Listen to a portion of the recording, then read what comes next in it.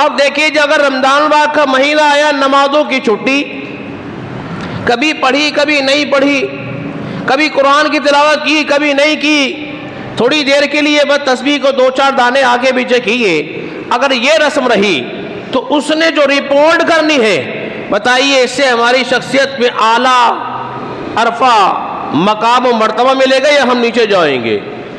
ہے جی؟ اب اپنی بات کی پختگی کے لیے حدیث مبارکہ کوٹ کرتا ہوں۔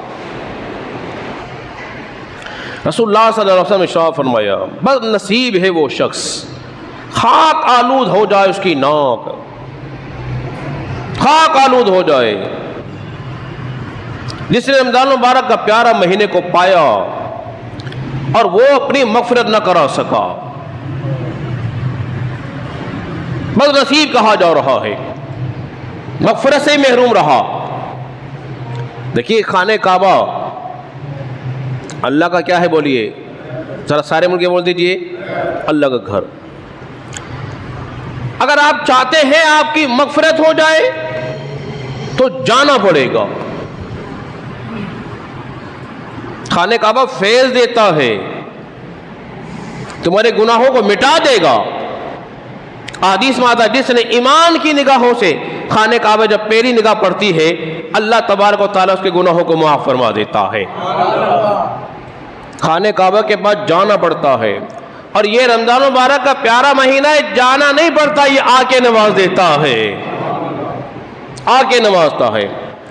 اس لیے حدیث مبارکہ کو ذہن میں رکھیے، بد نصیب ہے وہ شخص رمضان کا مہینہ بھی پایا اور مغفرت بھی نہ کرا سکا، کیونکہ اس نے اپنے وقت کو برباد کر دیا۔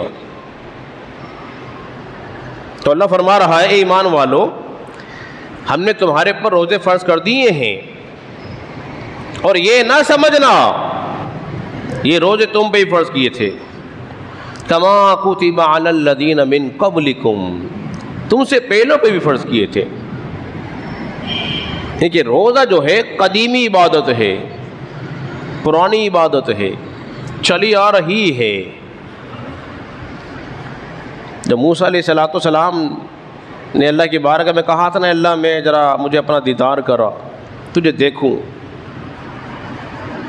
تو موسیٰ علیہ السلام نے 30 راتیں مسلسل روزے رکھے، تیاری کی، اور پھر ایک دن مسواک کر لی۔ جب مسواک کر لی نا، پھر گئے نا بات کرنے کے لیے، تو پھر اللہ نے فرمایا، اے موسیٰ پیارے کہ تم نے مسواک جو کر لی ہے نا، تمہارے منہ کی بو، روزدار کے منہ کی جو بو ہوتی ہے، مجھ کو امبر سے زیادہ پیاری ہوتی ہے، اب جاؤ 10 راتیں اور رکھو۔ 40 راتیں اہتمام کیا، پھر جا کے رب سے ہم کلام ہوئے۔ تو حضرات محترم، اس رمضان مبارک کا جو مہینہ ہم پہ سایہ فکن ہونے والا ہے، اس کو ضائع نہ کر دینا خدا را۔ کیوں فرض کیا ہے اللہ نے اس مہینے کو، روزے کو؟ فرمایا لعلکم تتقون، تاکہ تم متقی ہو جاؤ، تقوی والے ہو جاؤ، تمہیں خوف خدا پیدا ہو جائے، جیسے جیسے تم اس سے ڈرتے رہو گے ویسے ویسے میرے قریب ہوتے رہو گے۔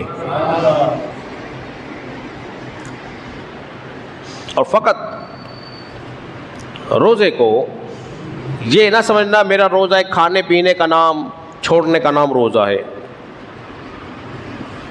عرف میں جو ہم نے سمجھ لیا ہے۔ اب روزہ جو ہے تمہارے ہاتھ کا بھی روزہ ہوگا، تمہارے پیروں کا بھی روزہ ہوگا، تمہاری نگاہ اور تمہارے کانوں کا بھی روزہ ہوگا، تمہاری زبان کا بھی روزہ ہوگا۔ کیا مطلب ہے کہ اب ان ہاتھ سے میں نے 2 نمبر کام نہیں کرنا ہے، میں روزے سے ہوں، روزہ رکھا ہوا ہے، اپنے اس ہاتھ سے کسی مسلمان کو تکلیف نہیں دینی ہے، ان ہاتھوں سے میں نے ملاوٹ نہیں کرنی ہے، ان ہاتھوں سے میں نے کسی کا مال غصب نہیں کرنا ہے۔ جب یہ طرز آپ کے ذہن میں رہے گی تو یقین جانیے پھر روزہ رکھنے کا لطف آ جائے گا۔ اور پھر نگاہ کی پاکی، ان آنکھوں سے جب بھی دیکھوں میں قرآن مجید فرقان حمید کو تلاوت کرتے ہوئے دیکھوں گا. اگر ان آنکھوں سے روزہ رکھنے کے بعد گھنٹوں گھنٹوں اگر ٹی وی پہ بیٹھے رہے اور وہ مختلف قسم کے جو کرتب دکھاتے ہیں ٹی وی پر، گیم شو دیکھتے رہے، ٹائم پاس کر رہا ہوں وقت گزارنے کے لیے، تو پھر تیرا تو وقت گزر ہی رہا ہے نا، وقت تو گزر ہی رہا ہے نا. تو وقت نہ گزار، وقت گزارنے کے بہت سارے کام اور بھی ہوتے ہیں.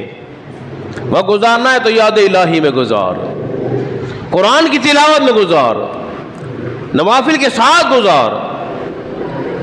اور اگر تم نے بے حیائی دیکھتے رہے،